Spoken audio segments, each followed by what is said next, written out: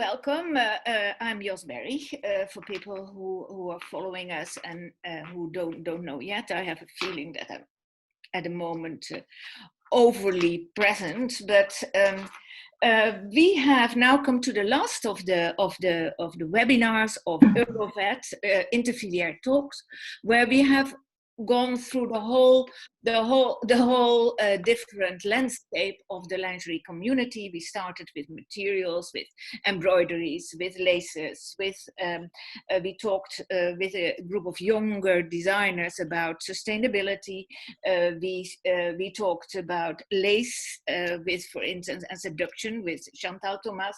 So we have a little bit gone through the different aspects of our community, and now we are at the end, and we are now gonna really crack the challenges that are facing us, because let's face it, we have heard already during the lockdown that the consumer had very specific needs. She was looking for comfort. Anybody, suddenly the first weeks we were all in a jogging suit, I'm sure of that, but there are people who slowly but surely started to dress up again, like me. I can't do without fashion.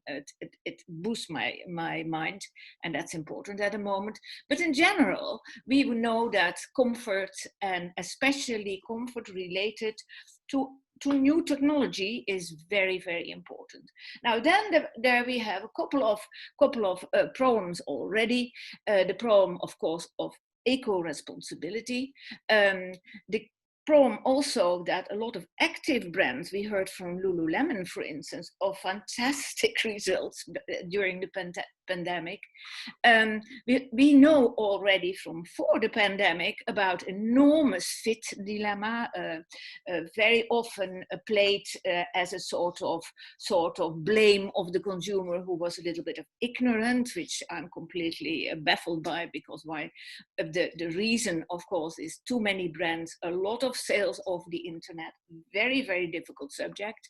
We are talking, of course, about new technologies, a lot of that in the construction of garments, and it comes all down to a certain moment of where are we selling it, and how are we selling it, and how does the consumer know all that, because the information given at the moment to the consumer is rather minimal.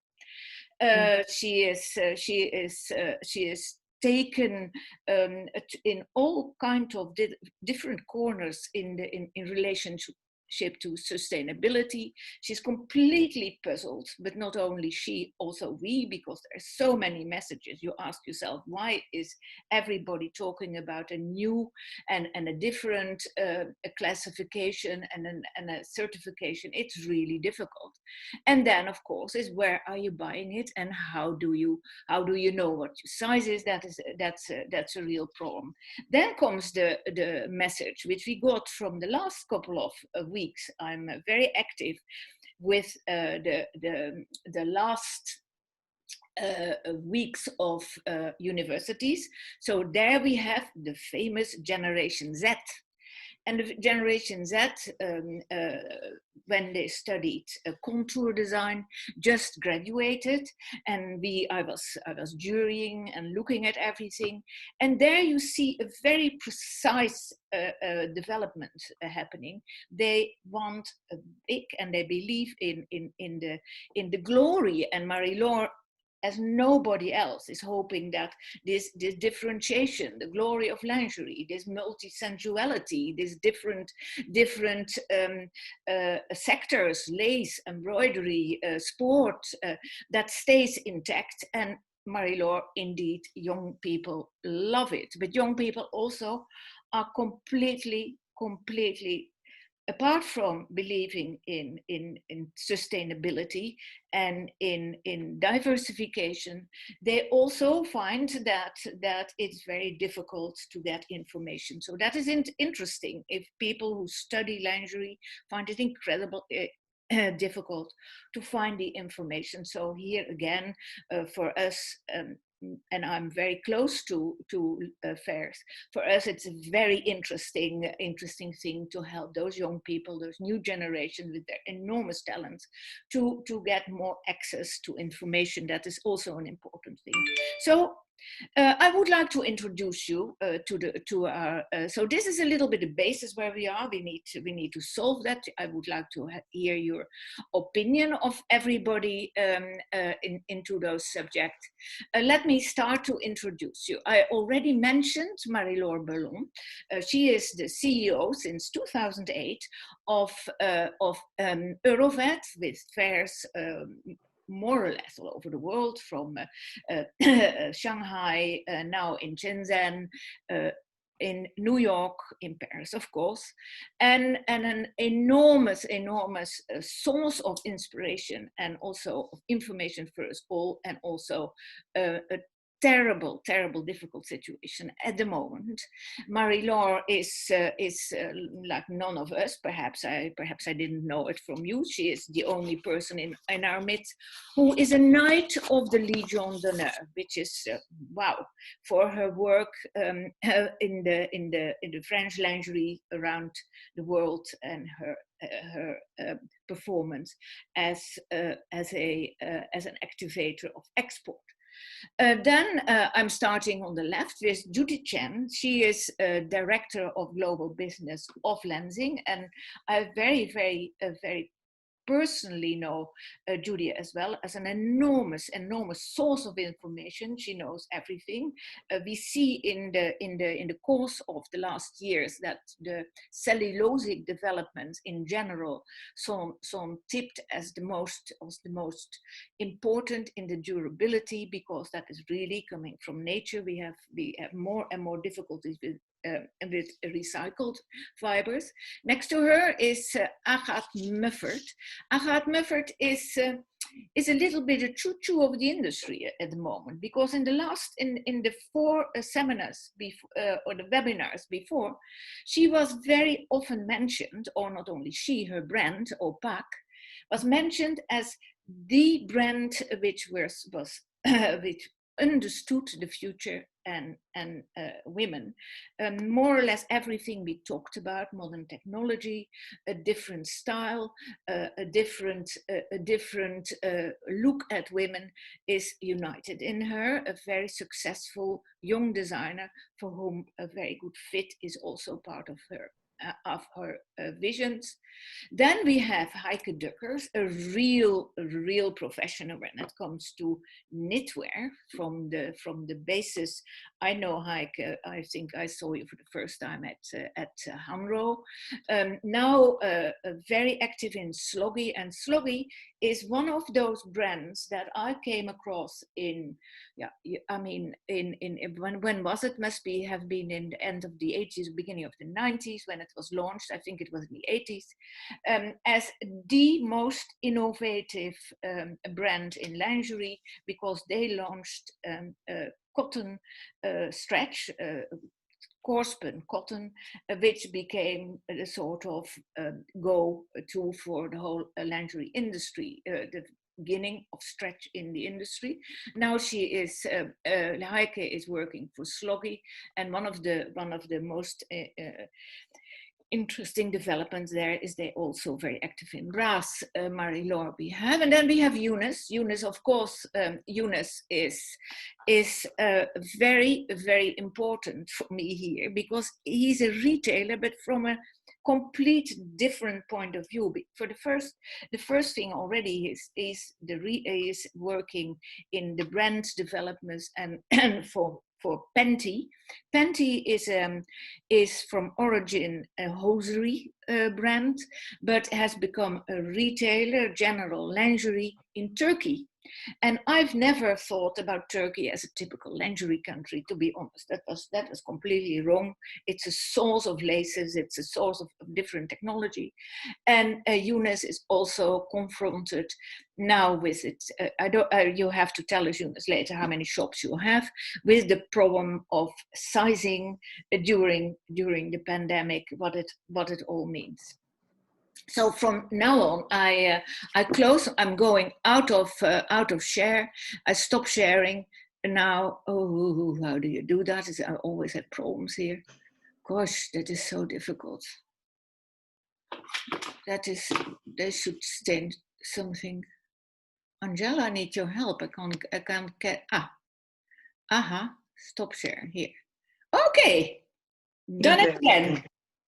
So now, Marie-Laure, you have the first say, because you come together with something we have all incredibly missed, and that's interaction.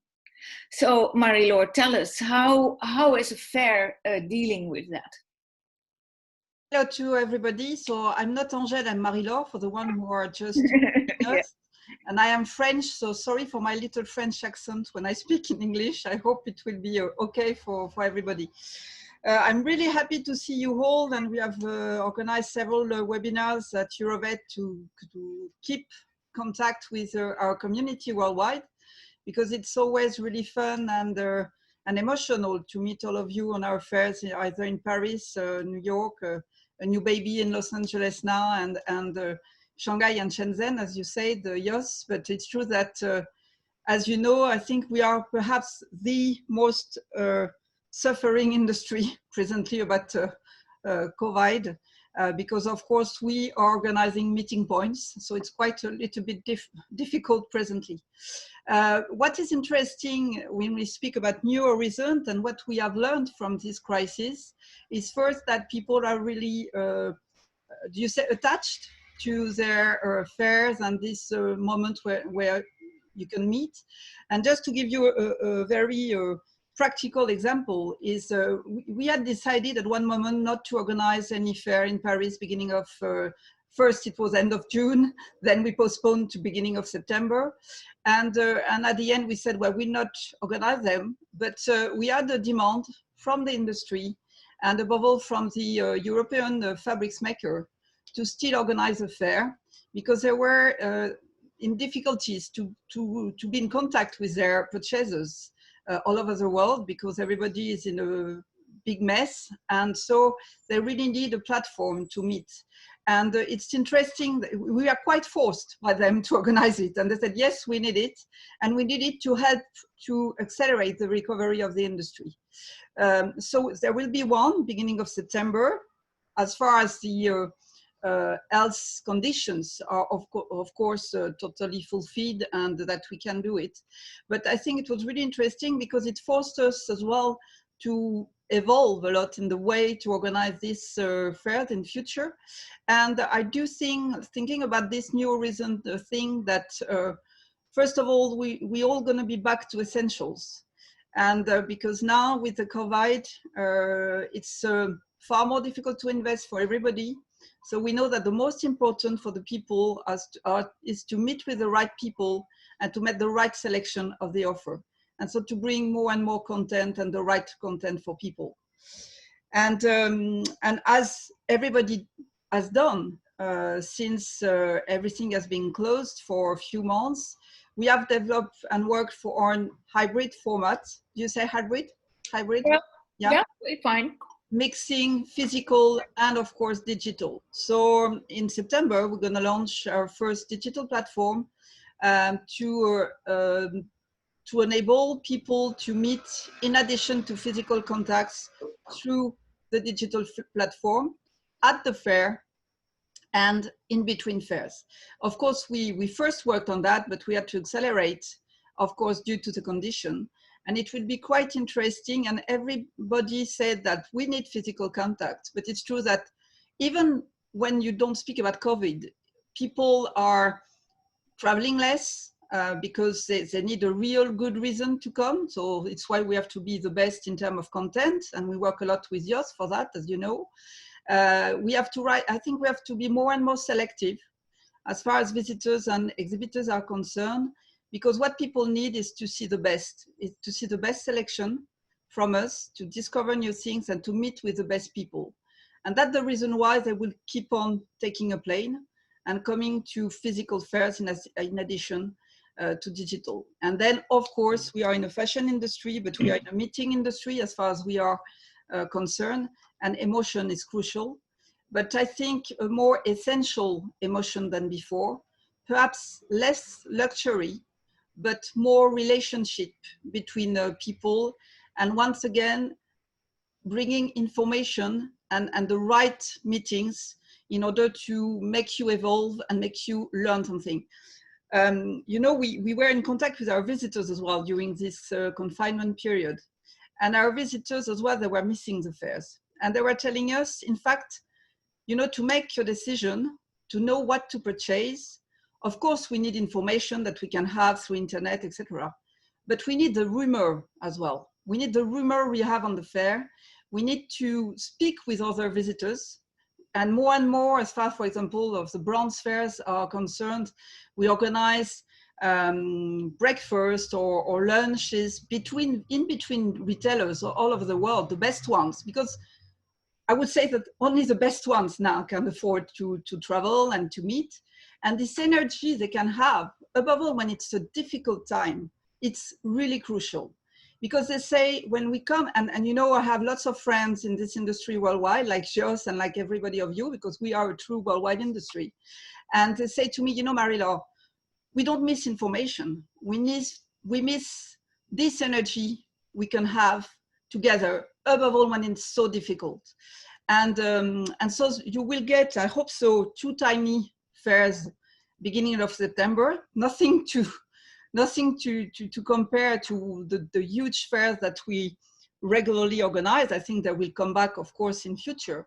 But I think the people are really motivated, and we know we already have 500 pre-registered people, visitors from this tiny fair in Paris, from people, of course, not from the big international, people coming from France or for Europe when you can take a train or come by car.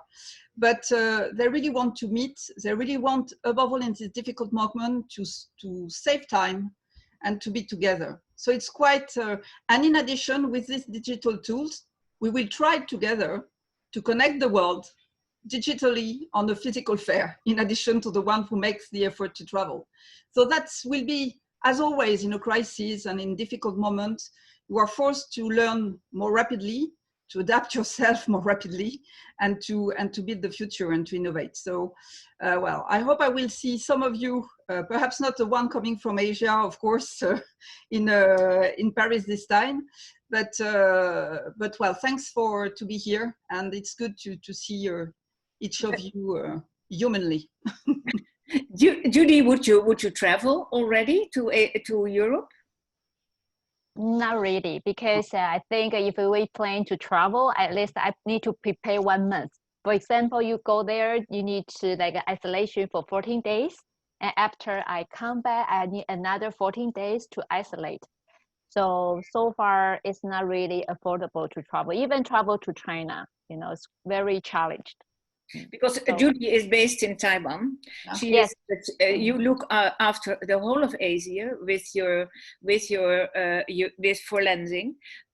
Tell me very shortly what is the new thing, because I'm pretty much aware what is going on with fibers, but it's so vast that we would like to know, for underwear, for instance, what can nobody miss, according to you?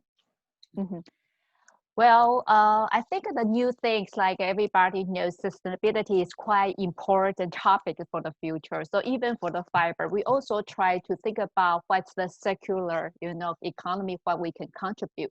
So we have the new technology we call the refill bra, which means we take from the cotton scrap, you know, like a 20%, then we put into our wood pulp, then mix together. So it's like Judy, suddenly, can you repeat that? How do you call that? We call the refill bra technology. Refill bra technology. It's so like that are you using worn garments, or what are you recycling? We are recycling currently from the waste, like garment waste or the cotton waste. Sometimes when we make garments, we have some additional one or you throw away. Currently, the technology we only can use like 100% cotton. But now we are studying to try to separate it from the synthetic one, but that would be the future. But you can imagine how many additional garment we are produced, right? So where to go? So that's why we try to develop some like a new technology to recycle things from the, the West, the people call. Then we come together and there will be another new lyocell fiber. So this is the new things. Would you, Heike, would you use that? To be honest, I didn't get it. Is it a recycled garments? Is it recycled garments? No, actually, it's like how do I say? Currently there's some waste from the for you produce the garment, right? You have some additional something you don't need it anymore, like additional one, or you throw away the garments, right?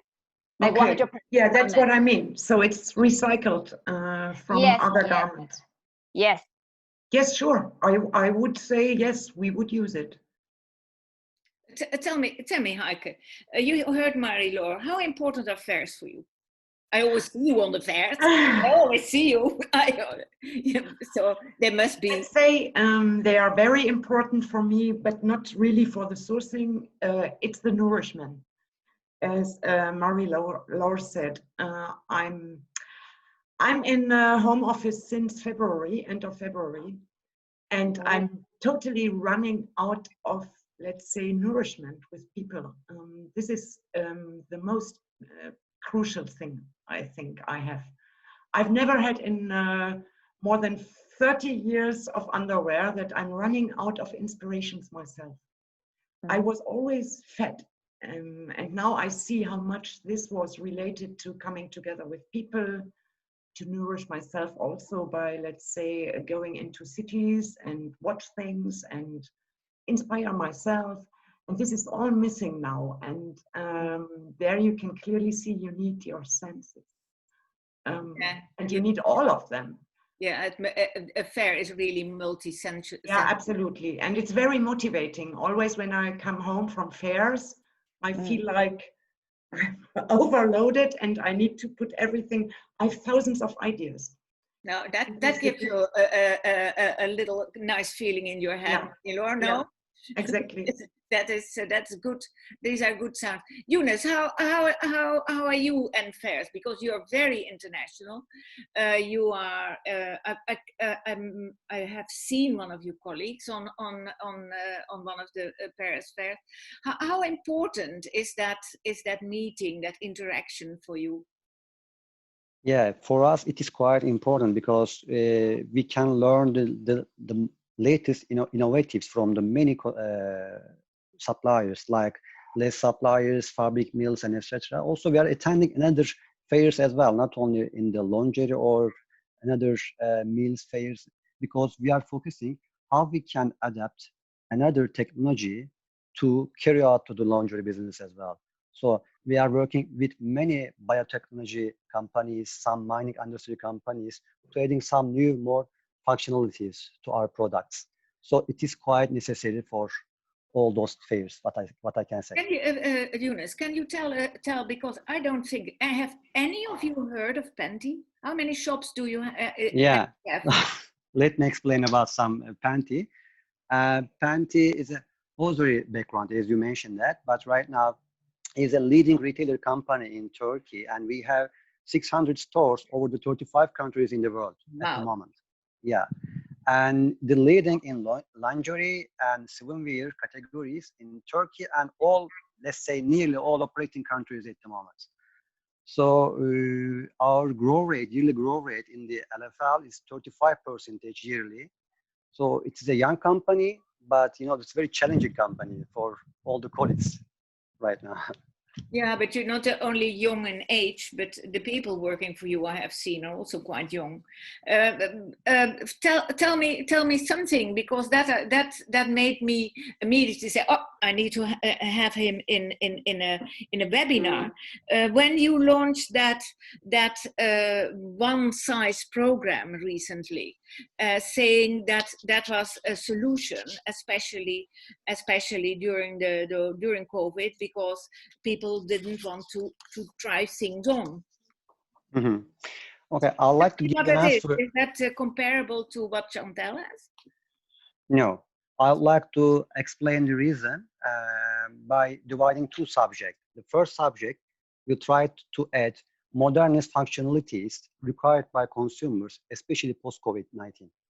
And what I'm telling you that in the recent research, the consumer sentiment and behavior continue to reflect the uncertainty of COVID-19. So it means we need to convince the consumers to purchase our products by adding some new functionalities. And the second topic, I will join two topics later on. The second topic is digitalization and e-commerce.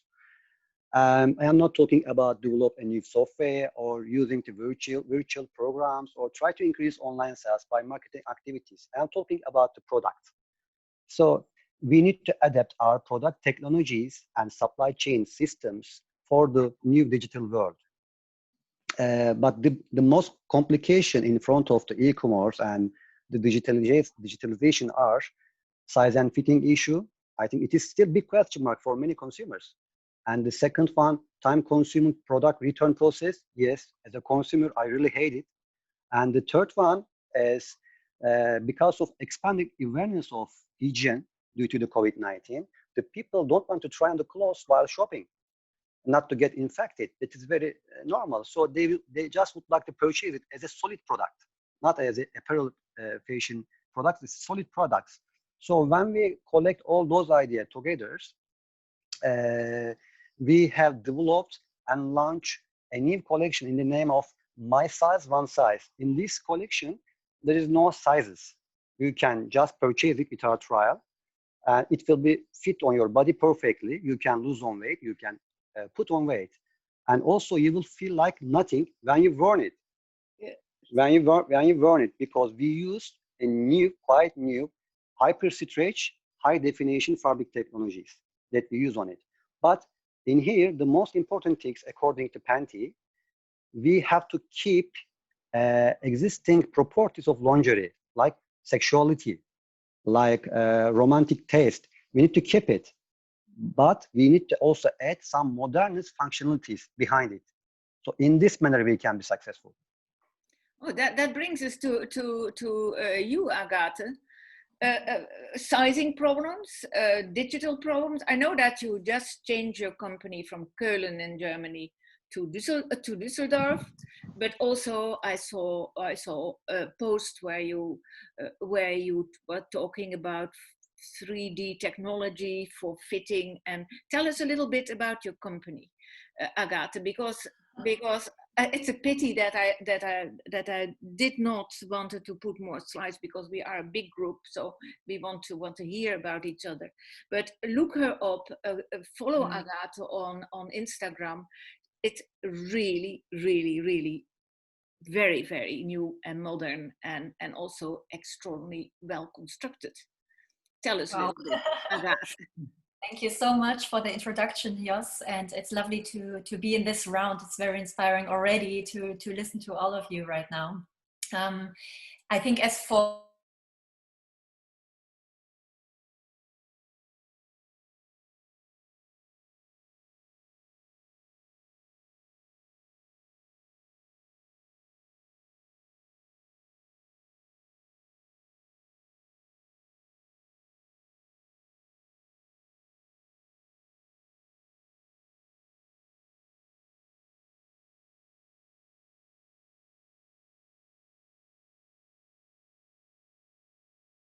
as like from my background, I worked in ready-to-wear before, and I worked in the outer, like, women's wear fashion industry, and then stepped into lingerie out of a motivation to also bring something modern, something timeless into that segment, but also the idea of having fashion forward items and something elevated next to only practicability in lingerie.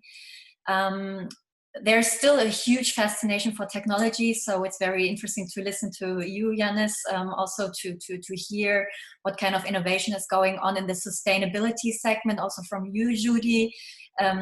we are definitely, as a small company, very limited, but we are sourcing and keeping our eyes open for the innovation that is going on. So this is actually always my biggest aim in that company, to see what's going on, and to listen to the Zeitgeist, we say in German.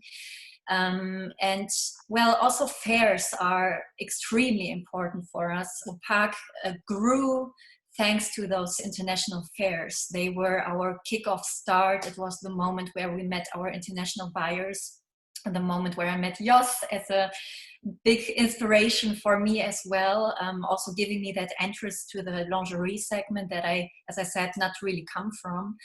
And well, the shows are for us always a little bit the deadline for a new collection, for innovation, to bring something in. And still, we are not really working in seasons. We try to go away from seasons. For us, it would kill us if we would make 4 seasons or 4 drops a year. That's also why I'm always aiming for an extremely minimalistic approach to our products that are timeless, that are not going to sale 3 months later, that are improved from one season to the other season. We extend with sizing, or we substitute certain materials with a more sustainable variant. And this is kind of like how we always optimize ourselves. Of course, introducing new things as well, but in a very slow fashion manner.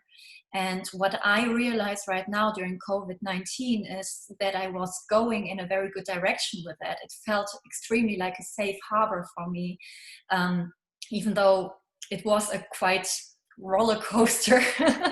But I feel like our clients are appreciating right now the consistent quality, the aim to really make a change in our vision, in our brand identity already. The fact that we have like a never out of stock system that is supplying the bestsellers on a permanent base, and we also have that very good relation with our production company or with our fabric suppliers, who just say, okay, maybe you don't order a multiple different color range, but you stick to your bestsellers and to your good articles, and that makes us very independent in a certain way. Also, the sourcing only in Europe right now was very thankful, because we didn't have to try to wait for certain deadlines, or to wait until the lockdown opened somewhere else. And also the fact that we are selling digitally, like we sell online, and we also sell B2B. So we have both, which most brands do, but that was also a quite thankful situation, because in the face of the lockdown, we were just stuck, actually, because we had to wait for our deliveries. Certain countries, like for example the USA, are up to now a very difficult market for us, which was a very strong market last year. And things are shifting for us, and it's just great to see which countries are functioning, and the fact that we can sell digitally, like online, really is a positive aspect and very helpful. Thank you, Heike. Mm-hmm. How is that idea? What Agathe mentioned is trust. You were talking about trust for a brand like yours, which is compared to Opaak, an old brand. How do you find that element of trust in a brand? Is that growing? Is that because I had a certain moment before the COVID, the idea that nothing was important anymore. People were just reacting on price. Mm-hmm. And that was what we heard from some brands as well, and they were a little bit negative about it. And then I but I personally, my answer always was, yeah, but you are not innovating. So how would you, if something is already 50 years in your collection, what do you want? Tell us, how is Sloggi dealing with innovation and no seasons anymore, or do you keep seasons? How does that work? No, it's quite interesting because I've been before in Hanro, as you mentioned, and in Kalida, so I have experience from other brands. And when I came to Sloggi, it was completely different for me, completely new. And I found it very interesting what Agatha was saying. And congrats to you, Agatha, because I think you found the key. Thank you very much. As an old stager. Because to really believe in your basics and improve them all the time, let's stick to your DNA. Even if you go on with development, if you innovate, if you say, okay, there are segments besides, I find also interesting for me. If you keep your DNA, you can become a trusted brand. And I would say this is very typical for Sloggi. Not, I would say, because Sloggi was so intelligent to do it. I think it came really from the history, because Sloggi has been founded in the times when the bras were burned in the 70s as a brief brand, really to save turnover. And viewing this history, it was always, how can I say, in the context with Triumph, the brand has never been the one to drive fashion or to, it was a basic brand. When I started Sloggi, it was the idea that Sloggi should develop to a full intimates brand, and we are on the way to this. And due to, let's say, never having been a very strong supplier or for bras, we can a bit like Agatha, let's say, challenge the consumer, challenge the market, and that's what we do. We want to provocate a bit. And as Sloggi is a very trusted brand, we can be lucky, I would say, that there are also things that are not easy, which we are launching currently, because they are quite provocating. Sometimes they are really polarizing consumers, but we can see that younger consumers react very, very positive on this. Are you talking about the oxygen bra? For example, yeah. It's like you love it or you hate it. Does anybody has seen the oxygen bra? The oxygen bra is completely, it's so light, it doesn't even weigh anything, I think. No, it's fantastic. And it's made from shaper material. Yeah, but completely. And that's, completely yeah. And for some people, it's a little bit scratchy. Yeah, absolutely. This is one of the complaints we have, and we knew that. Maybe to explain why did we do it, because also for me it was heavy to say, okay, let's go for the launch. But it's a vision. It's the vision of bringing really new concepts into the market and to be disruptive and to provocate, even if there are things that are then not well appreciated.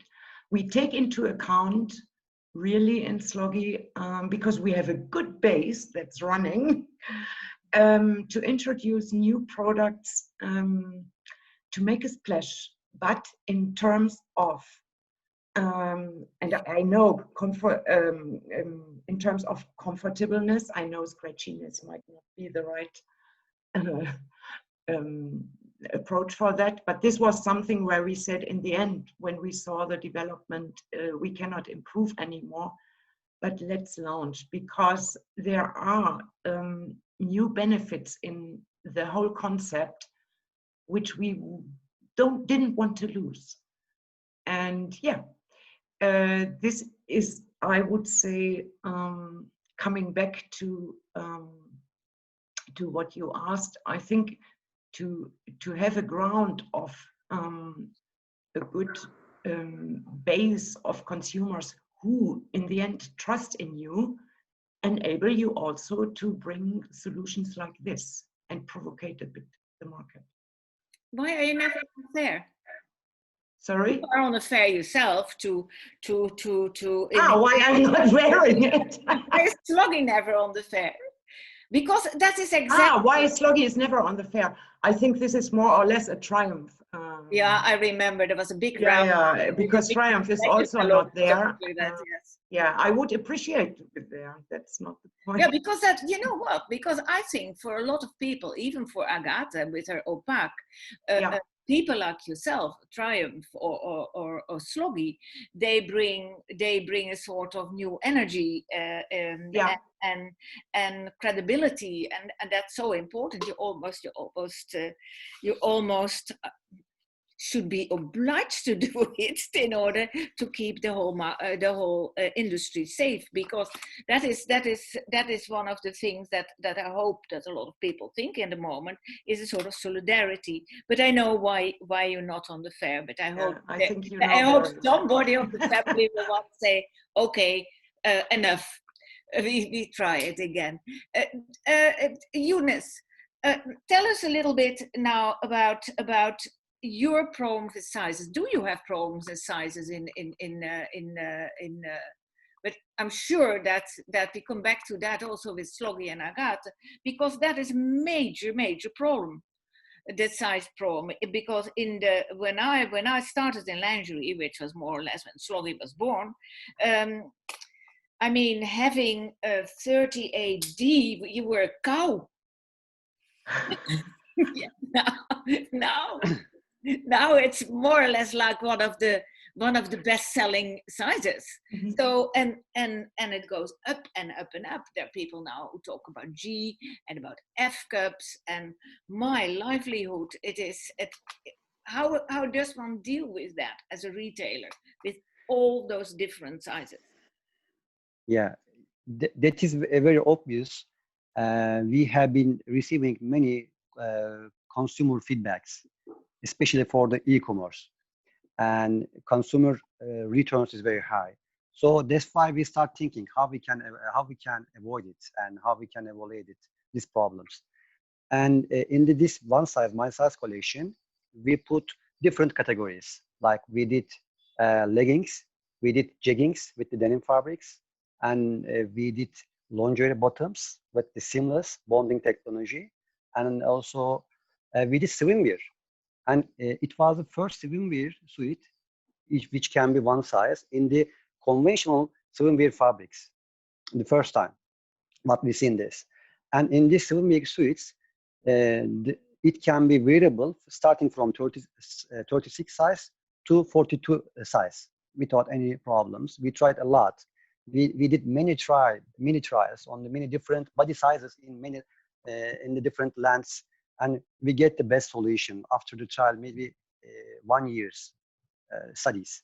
So at the end of it, we are getting very positive feedback from the e-commerce, also in the conventional shops.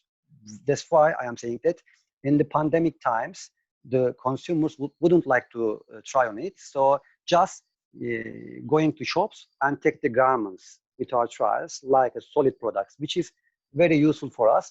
That's why we are trying to enlarge the collection more for the coming seasons. We put many more items. I have a question, but that's for all of you actually, and that has an enormous influence as well on the fair. And I know that we on the fair had big problems with that. Not so much perhaps, also in fabrics, the hybridization of lingerie.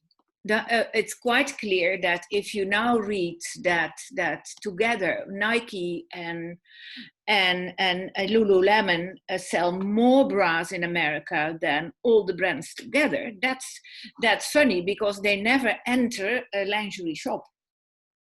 Because So what is that? Can the lingerie business allow actually, and that's the same for fairs. I know that Marie-Laure has tried over and over again to get a sport and a constant beachwear part on the fair, but it is very, very, very, very difficult to get the community out of their habits.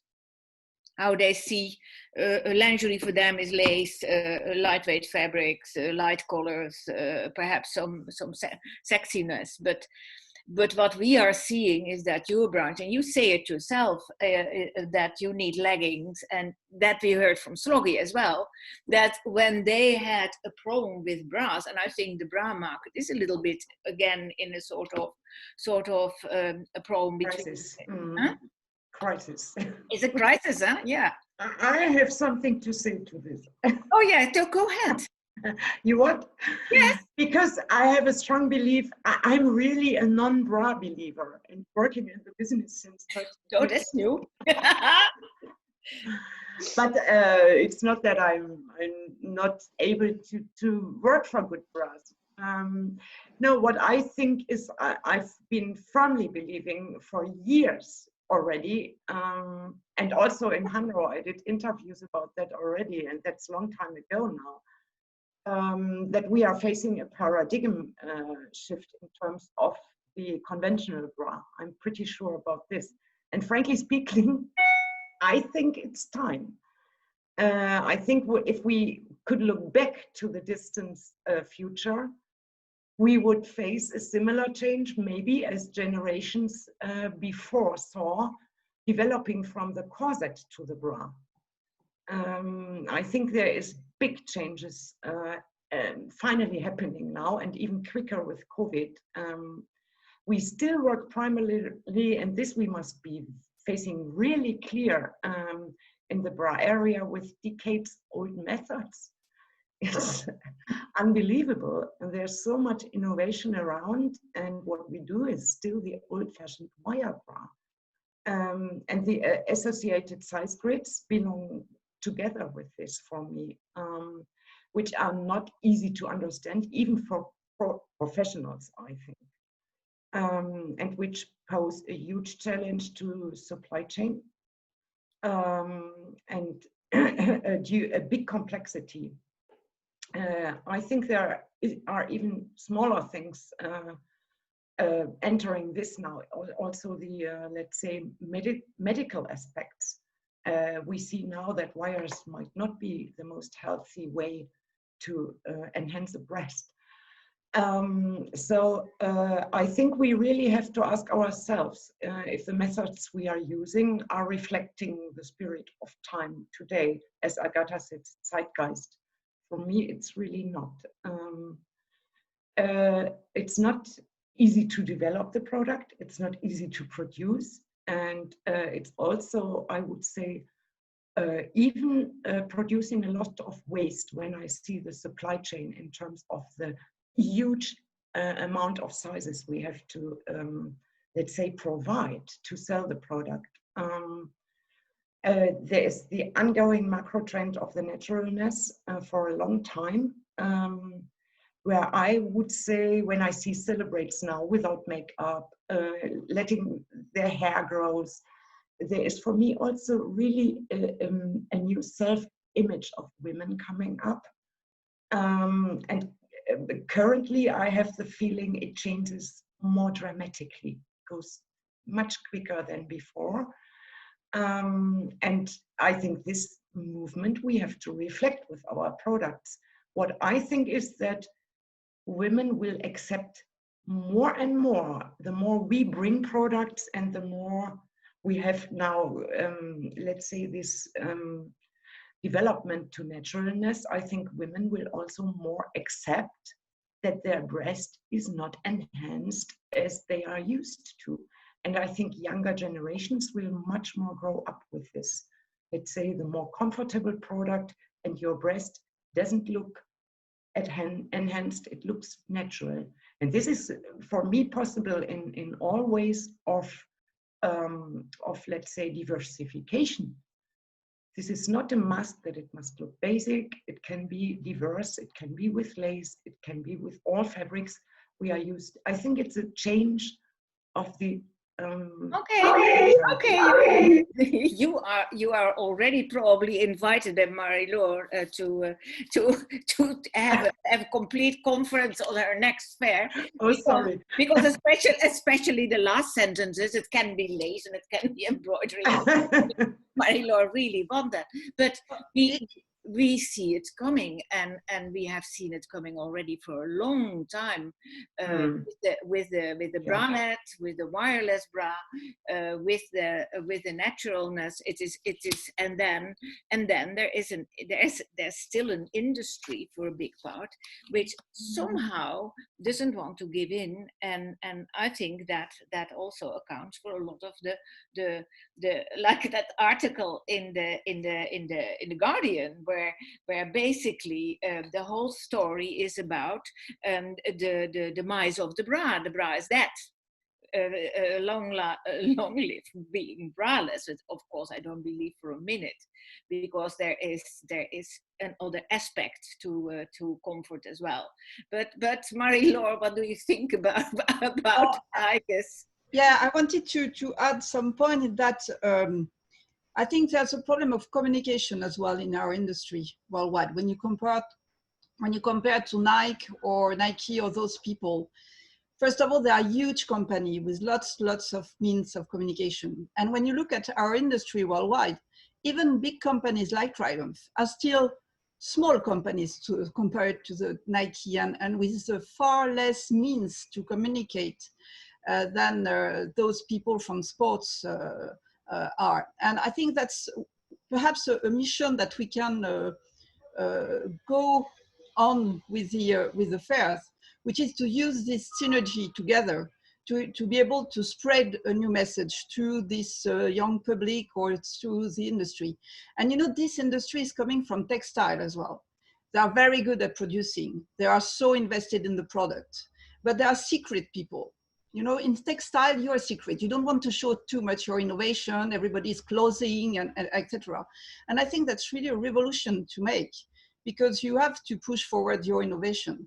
And in the new way to help this industry, I do think that, for example, and we have some companies starting to do it, but people like Sloggi, for example, you are a really innovative company. And it's a shame that we can't show it on our fairs, because when you make a fair, you have PR, and more you are mixing a public and a professional audience.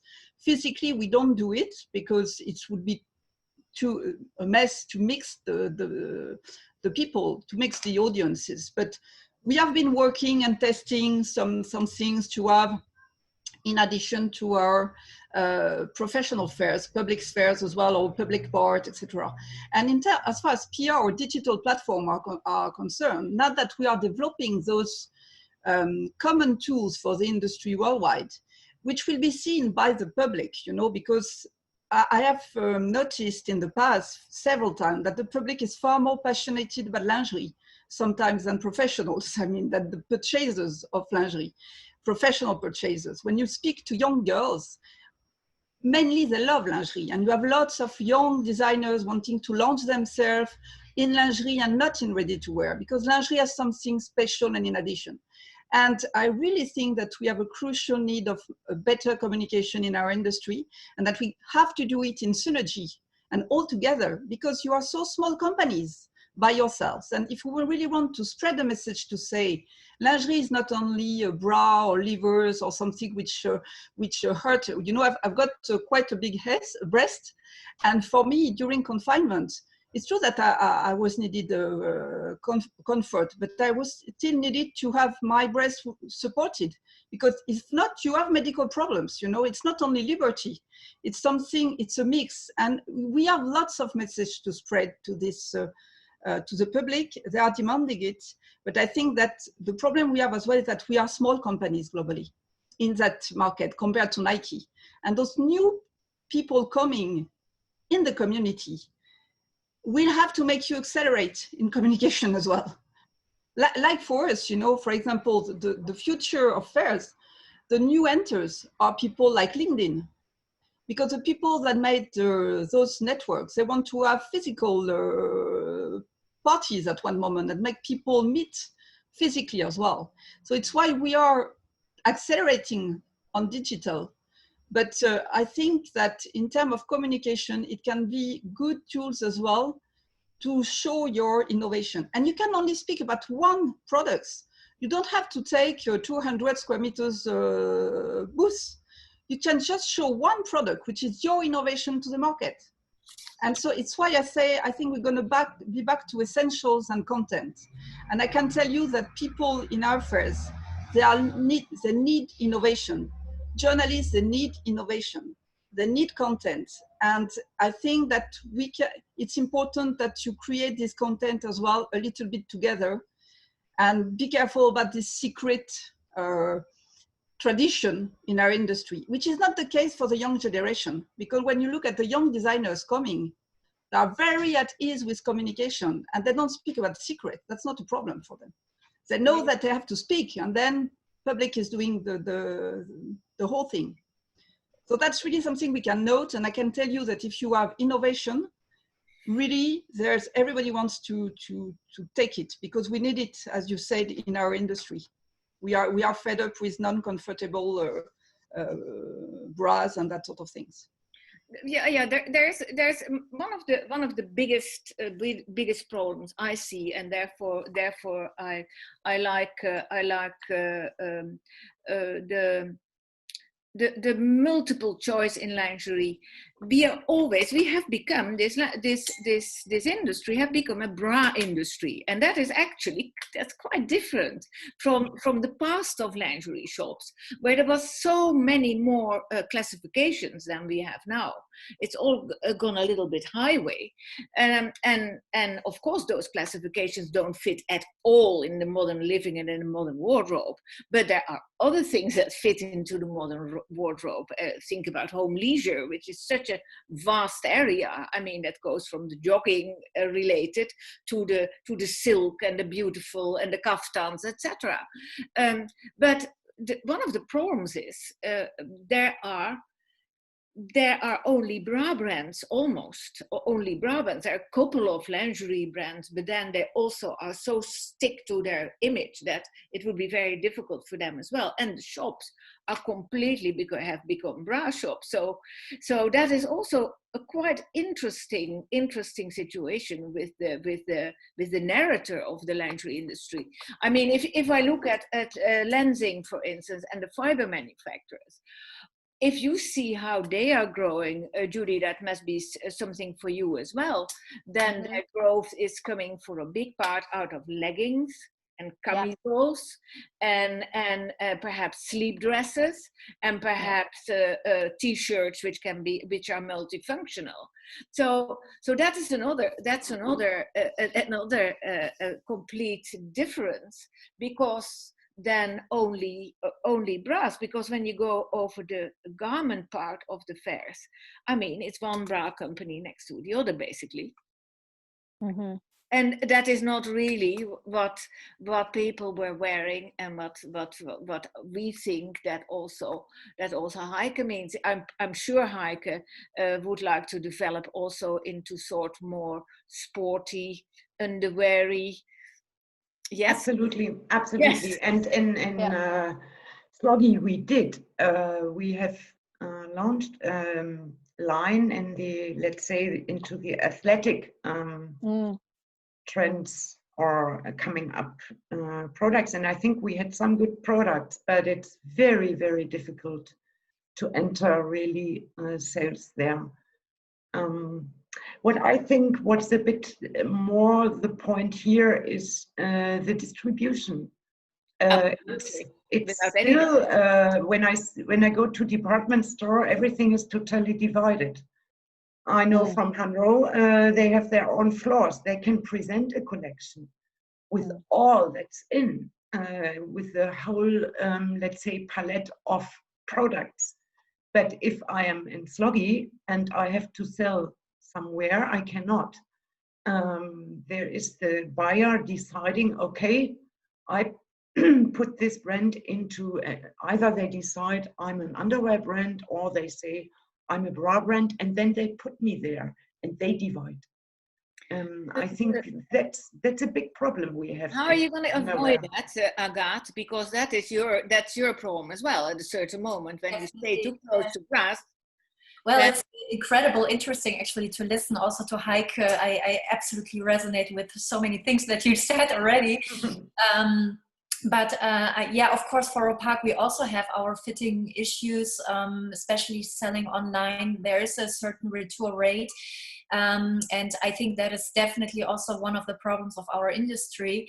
But I think in the end, it's also about that, what Heike said again, trying to build an image also about how does a good fit look like, or how does the perfect lookbook picture, the Instagram picture, the whole communication of the lingerie industry out there, how should it look like? Because in the end, when I entered that industry, I didn't want to have to do anything with that dusty image. I never really wanted to use that word bra, indeed, because like where I pull my inspiration from has never been corsettery, the whole lingerie history, where it all comes from. Of course, I studied it and I know it, but it's nothing that inspires me, only not as a woman. I don't want to have anything to do with it. And that's also why I'm totally in your opinion, Heike, that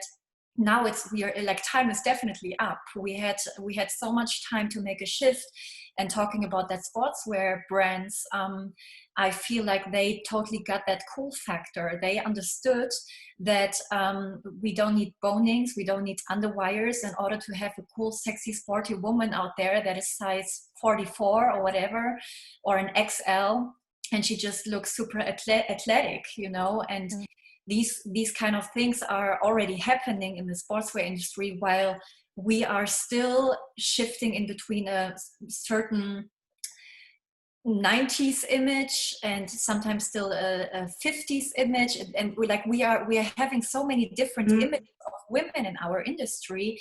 And that's also why I absolutely agree that we need to have a total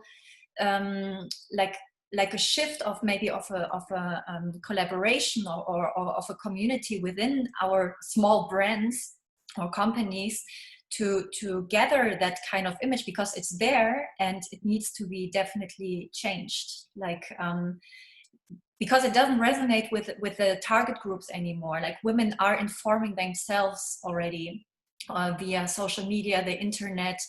They are talking, they are recommending each other, and they also don't want to be like that anymore. They don't want to look like that anymore. So what we realize right now, we are selling wireless bras as well, also up to size F, which is working fantastically. The women love it, and it's indeed not that kind of support push-up Dolly Buster feel, but it is that natural look that is indeed extremely beautiful, and that is happening right now. That's just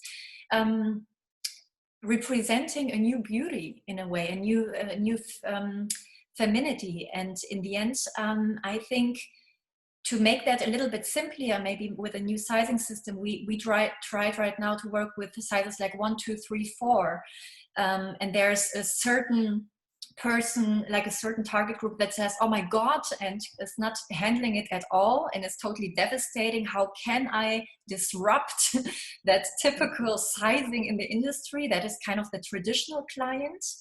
But then there's the other client who says, oh my god, how easy, I go for size 2, and it's more flexible. It feels like a good support, but I can move in it. It doesn't feel like a bra. And of course, as it has already been said, nothing is perfect, but we need to prototype, and we need to shift boundary. We need to make steps, and these prototypes need time, and for sure also collaboration. And that's also why I don't want to give myself that pressure to do one season after another with cool, sexy items that are maybe always the same, but then with a different color.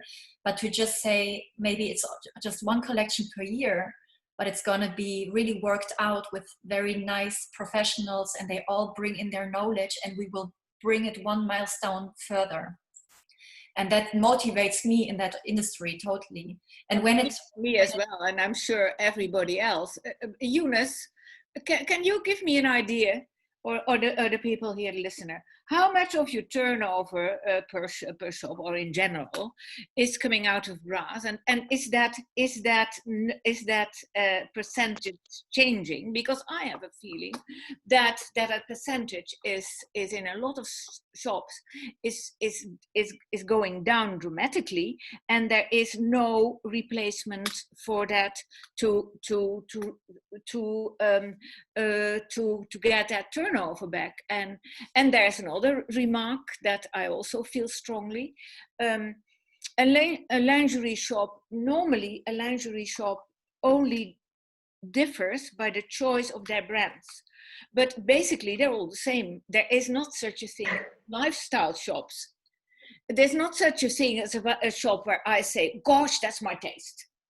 Everything there, that's my taste. That no, not in lingerie. It's either a little bit fast fashion, or it is, but there's hardly something that goes for one group of women. And that is something that happens at Instagram enormously. Everybody who starts with lingerie, including also Opaak, has their ideal consumer in mind, and sticks close to that and communicates with that, which is actually the same thing that the sport brands are doing. So therefore, I said in my mind also, we have to change the narrative. We have to tell another story what lingerie is, because honestly, and that's what Marie-Laure also says, we have to start talking about lingerie in a different way.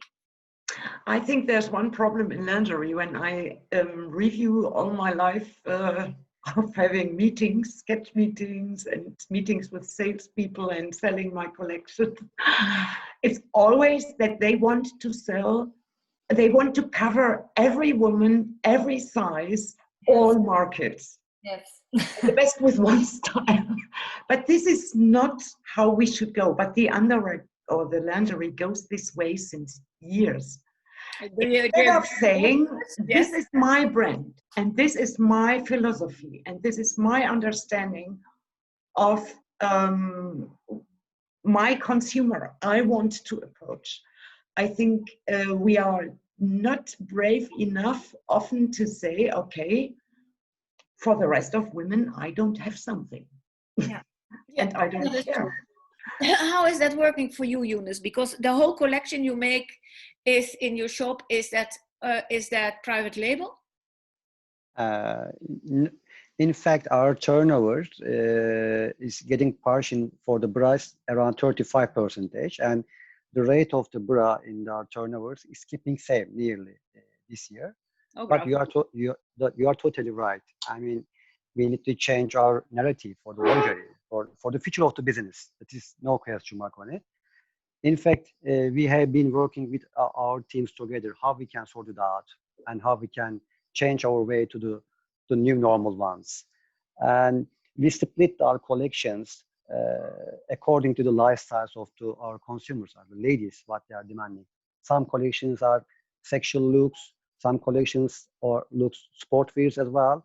And in the point of the sports wear, the answer to your question about the Lululemon and Nike, I believe in that they have really good fabric and material engineering background comparing to the classic lingerie companies. When they know that engineering, they can create more valuable products, what I believe in that. For example, we are saying about the comfort, but there is enormous items behind the comfort. Can we give the breadthness of the fabrics to the fabrics, or can we add some thermal regulation, or can we add some cool effects? And you know, when you run it, you feel like well and really comfort, not like only stretching and hyper stretching, etc. So when they collect those ideas and use their improved and innovative technologies, that companies is more successful than the normal one. What I believe in that. Judy, that is, Marie-Laure is talking about we as an industry don't have that money, and she is right, because the individual people don't have the promotion budget of the Nikes and the Adidas's. But on the other hand, we have fiber industry. And the fiber industry, and that is another point. It's without being critical, or that is everybody's own strategy. But I noticed the last couple of years that the fiber industry is far more interested in the fabric industry than in the consumer, and they want to sell their fibers. So, yep.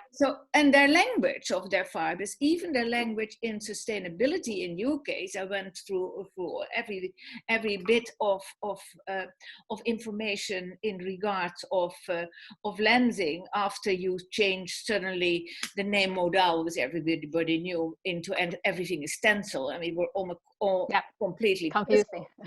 we completely thought, what the heck is that now? But we know now, and then we should, as a consumer, suddenly know the difference between lyocell and modal. And I thought, when the fiber industry would pick out a couple of very successful brands, and together with them starts to pull up the language of what lingerie should be and where, then we would be already very, very happy. I remember in the past, I mean, Sloggi would not have been born without the help. And I'm sure of that, because the first promotion was very close with Dupont de Nemours. They put enormous budgets into that fact, not at the beginning of Sloggi, but with the launch of the stretch cotton Penti.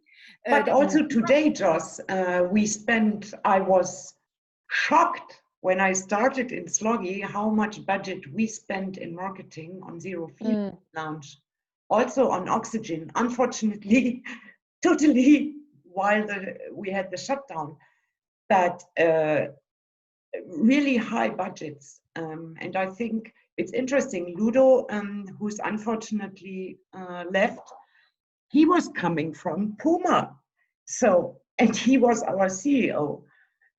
You see, he understood the market in that manner as a Nike or these people do.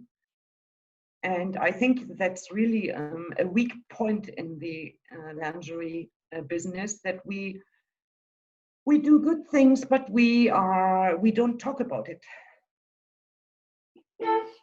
I think you talk perhaps no, you don't talk. You talk about the product, even with the oxygen bra, but you don't talk about me. Oh, you should see our advertising of oxygen. The video is unbelievable. Oh no, that I have seen.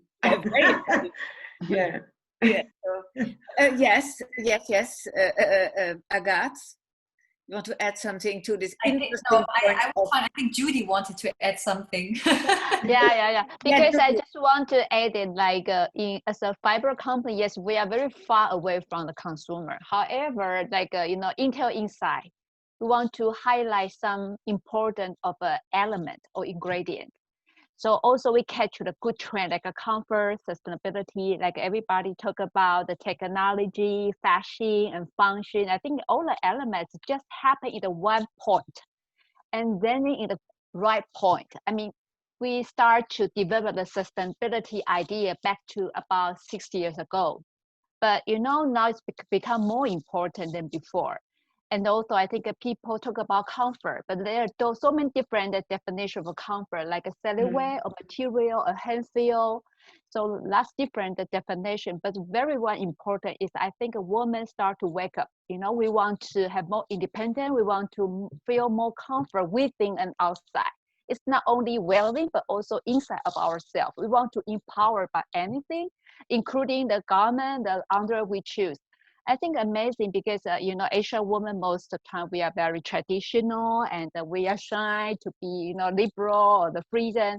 But nowadays, I see more Z generation, or even myself, I'm not a Z generation, but, you know, I'm also look for comfort. I cannot go back to wire bra anymore, sorry. And I agree with what everybody said. It's now like a hybrid product, like a sports bra or yoga bra or home bra, whatever you name it. But the key is, I think people don't want to have a complicated life anymore. We want the simple one. So we don't want to spend too much time on mixed decision. I want to just pick something, but I want something comfortable, but I don't want ugly. You know, like you say, you know, I can sacrifice something, but there is some bottom line I don't want to sacrifice. Like you are the voice of Generation Z. Totally. I love it. You know, I think we should like be the union. Like, you know, I think the laundry community is too small. We need to, under your leader, you know, we need to speak up. Yeah. And right? We follow you. Yeah. let's make that our mission on the fair, because that's a fantastic mission changing. But the problem is we also have fantastic companies there, and they do an excellent job. And I must give you an example. A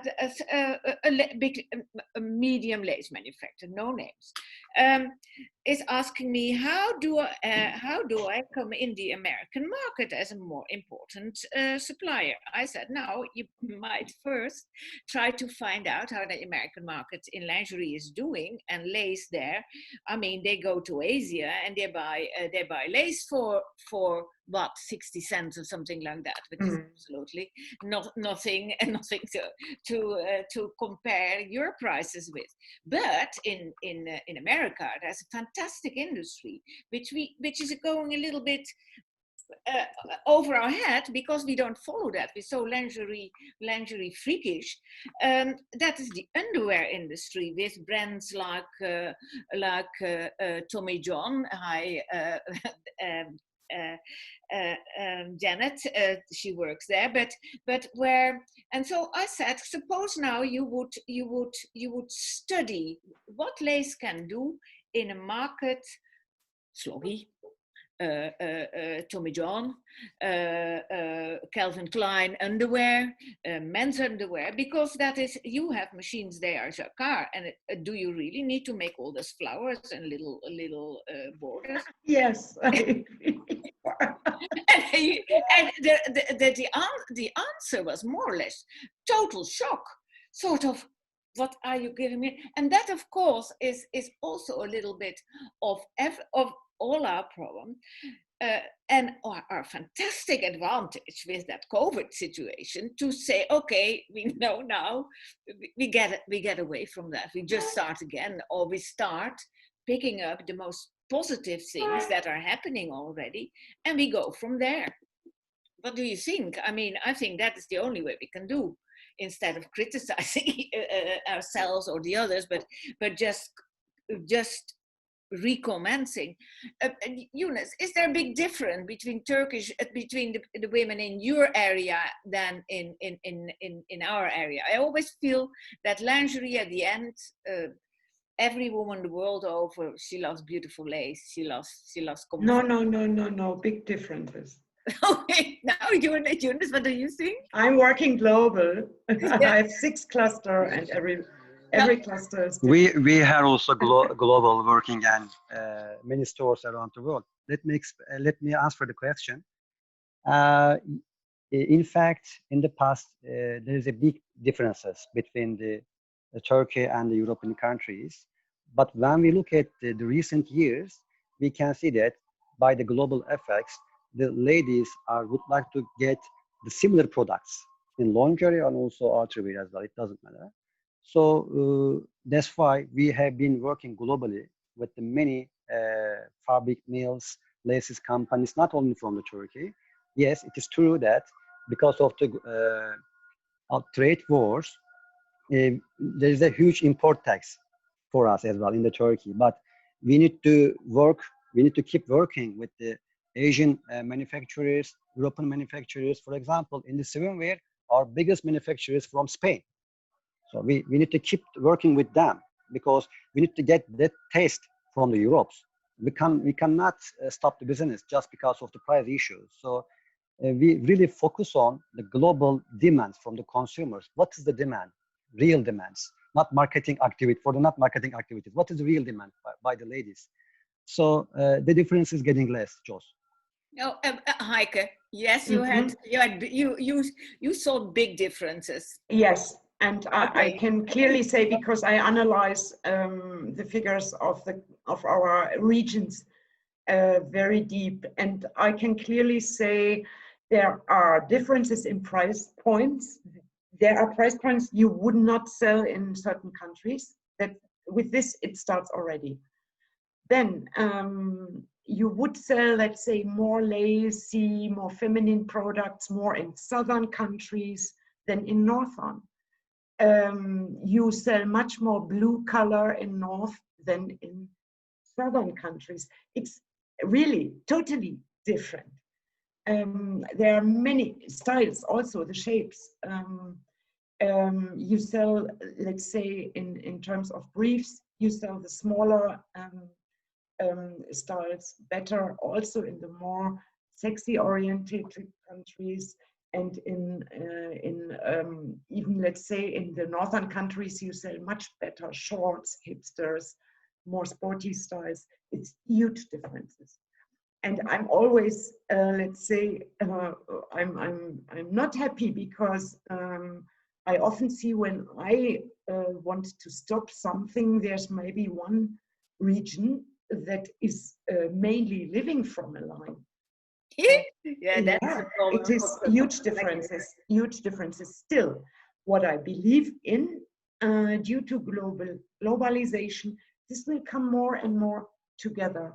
When I hear Judy, I was also reading about the new feminism in Asia, and it's let's say running behind us a bit. But there will come the day we are all the same feeling. I think this is, in the new generation, things like this will happen, but it's not yet there. I am realizing the same. Actually, we have a lot to do with the Russian market, and there's also the feeling that the feminism is a little bit more behind. But they are so inspired. They're so inspired. They totally look up. They're informed. They really try to understand and adapt also to that new aesthetics. And that's also what's happening in the background. That's also why they go to the shows, and they want to see it at the fairs. They want to have it confirmed. They want to reconfirm, are we following really the right trend? And in the end, talking also about marketing and big marketing budgets, I think, of course, it's important, but it's the consumer also knows in the meantime what marketing is, how it's functioning, how the whole tricks are working, and they want to have a trusted brand in the end. That we just talked about trust before. So they are asking really deep questions. They ask, where is it coming from? What material? How is the composition made from?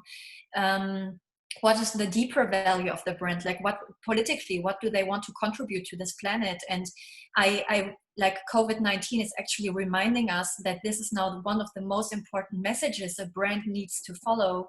And that narrative does not, of course, it also means marketing budgets in terms of communication, but it is very honest. It's very pure. It doesn't need too much glam or too expensive models. It actually needs very real people, retailers that stick to their values, that are really very consequent about how they select brands and what message they want to bring forward. Because, as Judy says, we need that kind of simplicity, and somebody has to filter it for us. A brand, a retailer, a show. This is like we need those filters to actually have something that we sense already. I think something like in the digital world, instinct is a little bit lost because we get so many impulses, so much impact that we sometimes don't really know what is now right, what is wrong. But it helps a lot if it's filtered by trusted institutions. And I think that is really one of the biggest jobs, next to a great product, of course. But maybe the narrative behind is the true marketing now. Yes, and that is definitely something which has gone a little bit highway before, and perhaps it's coming back, where we suddenly realize that in this enormous battle between brands and fast fashion, where prices were at a certain moment killing everybody. I remember a couple of years ago, the first time I entered America, where if I had enough little coupons, I could they gave me money back. It was ridiculous, and that especially in the bra industry, 5 bras for nothing, and that has enormously damaged, in my opinion, in a lot of markets, has damaged the bra industry, which became more and more, especially the fast fashion sector, more and more dependent on volume. And volume, the higher the volume, the lower the prices could be, and we were snowed under same type of products which didn't have any value behind it anymore, because you could get it for nothing. So there we have come back, and for me the most beautiful situation is that you all know how religiously I am looking at the social media, and for me it's a wonder how all those small brands who have a very original and very authentic message, how they are picked out and discovered directly, because the consumer, as you said, is not crazy. She knows what she wants. We are all consumers, let's face it. Yeah, and I fully agree. I love that the market, lingerie market, is opening for younger designers, for young, smaller brands. Marie-Laure, does that all sounds positive for you? Well, I take the ball from Agathe, because when you say we need trusted filters, and that shows can play this role, I think that more and more that's part of our mission, definitely. And once again, it's not a question of size of the company or size of the booth, but it's really to find the right innovations and to spread the right message. Because I think we can be a filter, but we can be as well a loudspeaker for the industry. Because that's the moment where everybody is gathered. We have an international audience. I think once again, with this additional digital tool, worldwide digital tool, we will be able to spring your messages to the community and to the public worldwide, which is really the one who is pushing the global industry. And I would summarize saying we need 2 things. We need true innovation, because often it's not true innovation. Often it's just saying that we innovate, but it's not a real disruptive innovation. And we definitely need it, because the women are changing, as you all said, and we need. And when we speak about lingerie, we speak about feminism, and it's so evolving presently that we have lots of messages to spread, but it's true that there are, as you said, several levels of communication. Sometimes the biggest brands in your industry do not have the more modern communication. So sometimes it's our role as well to be able to help the big ones, but to help as well the small ones, as we have done a lot in the future, and to find a good balance between both, because it's true that many big brands as well have made a true revolution in their positioning and have spread a new image of this industry. So I think we have really this mission of communication now, in addition to developing your business, because once again, it's not a very well-known industry compared to sports industry. And I think you need loudspeakers, but good loudspeakers. So we have to speak more with you, understand more your evolution and spread it to the world, because we have one step in Asia, one step in America, and one step in Europe. So that's our strategy, to be this global player, to help you to connect, to make business, but I think more and more to communicate. There's a the question. right way. There's a question. There's a question for you, Marie-Laure. Will you have a New York City show? No, not in September. I can relieve the information. We decided not to organize it in New York because, unfortunately, in the States, for us, the situation is too bad to afford to try something. So we still we're still working on once again 2 rendezvous in beginning of September in Paris. Not the same than you are used to, but with people with small booths, but waiting for you, because as far as fabrics are concerned, once again, the European fabric makers really needed a moment to meet with their clients with all the healthy measures, of course. So it will be something different, but we have learned how to meet and how to work, to live with those new elements now. So there will be for the news for Paris. And we have just had our Shenzhen show, Interfiliere Shenzhen, and we made the forum distantly, yes, from Paris. So that was a new challenge, but we did it at the end. So there are lots of new challenges and a new way to connect now. But well, we're still fighting for you and to Marie-Laure, there is another question about America. Yes. I feel there are tears. You have to, because this is really a question coming from the deepest sorrow. But the US American market cannot come to Paris. How will you accommodate us? You know, I have lots of friends in the States, because with our subsidiary based in New York, we go there regularly, and Raphael, with the boss of Eurovet Americas, is really close to the industry, and it's why we have a subsidiary in Hong Kong and one in the States, in addition to Paris, because we really want to be close to the key. We want to see the fabrics. Yes, I know, my dear. I know, my dear, but you know, I can't change the world, and for the moment, big international cannot travel to Europe. So I think somebody should like a sort of the Flying Dutch woman, probably with a little suitcase. But you know, they will use, I think many of them will use a digital platform to connect. What's happening is that in Paris, we will have the possibility to meet physically, but you will have as well to present the possibility to present the fabrics collection through the digital platform. And the digital platform will remain the whole month of September.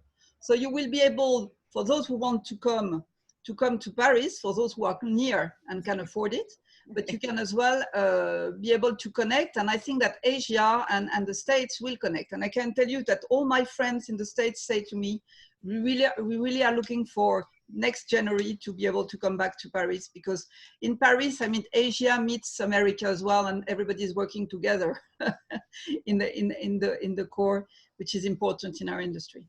So it was a pleasure to share this moment with you in 2D, but shortly in 3D. Okay, thank you very much. I think any of you would like to add something, because I'm still very curious about Agathe, because you told me that you were actually changing your collection a little bit, but is that, what does that entail? We are not changing. We are working on a new collection right now. But what we are doing is we focus right now really more on what we are good at. We are, I think, going more quiet, but in an opaque way.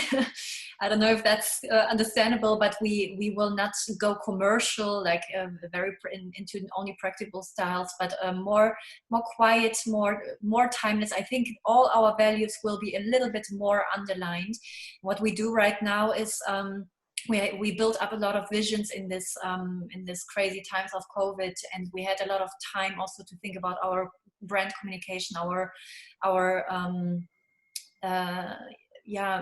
visuals and all these things. And what we do now in the next step is also to start really taking pictures with a way more diverse casting, and also really going into real people photography, including myself. Like I will put myself in the camera in Opaak. Yeah, that's not difficult because I really feel this all needs to be like it needs to be it needs to be something that I live myself, that I represent myself, and I just want to kind of understand also what we all go through right now, and like the values that we really need to rethink and reinterpret. And yeah, this is what we're working right now. It's a new collection, but in a very slow pace way. We also talk to our clients a lot. We are in a very, very close communication. What are they needing? What are they expecting? What is the feeling right now? But we long a little bit more, like we long for tactility as well, also for some natural feel, because in these unhealthy times I personally really long for nature. So I'm also really sourcing a lot into natural fibers and some interesting technical mixes. And at the same time bringing in this modern shift, because we need to think in future terms. We cannot look back. So what goes well we take, and what needs to be improved we are developing with good partners. Yes. And you, Heike, what can we expect suddenly? What has in your mind while you were sitting there completely empty, where you were? That's it. Nothing you can expect. Did you come up with something? No. Sloggi is launching really, I think, next season. Again, an innovation. Yeah, and I'm really, I think it's a good story. Okay, so yeah. So when is that? It should be autumn winter 21. 21. So in January. I'm looking forward to this very much. Yeah, and then I briefed the design yesterday for spring summer 22. And I can tell you all your things we are discussing today: comfort, sustainability. Yeah, they are in the briefing, and I reflected these kind of topics a lot. Yeah. Yunus, what can we expect from Penti? Are you suddenly also thinking we need to communicate differently? We need to bring the value of our company and our beliefs more to the attention of our clients? Retailers in general don't do that. Huh? Yeah. Yes. And nowadays, our coming project for Penti is sustainable. In this October, we will launch our new sustainable collection that will be done fully sustainable materials and items. But I would like to get your attention about another issue about sustainability.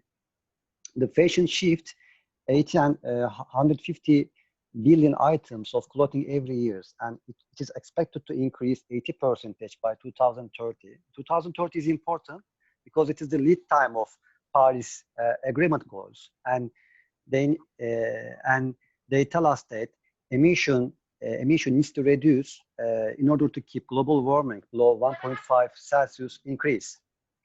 And so it is current pace. The fashion industry won't help to get that aim. It looks that if we keep our working by this way, if we don't change the way to sustainable ones, and we will be very far from having a sustainable industry by 2030.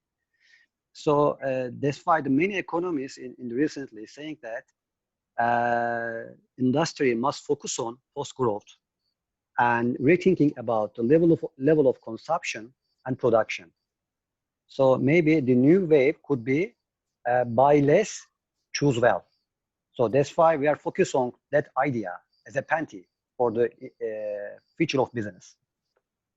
Yeah, that makes a lot of sense, and that is, I presume that probably we can end this meeting, which was super interesting. I could go on with all of you the rest of the day.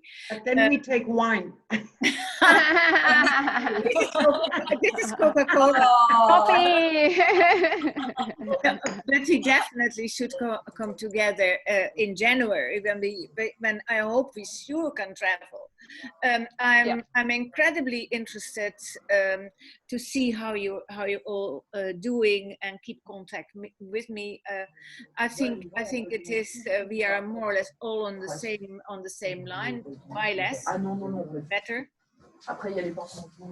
And with that, I say to all of you, thank you very much for being here. It was a real honor to have you, such a high and influential group of people who know their job.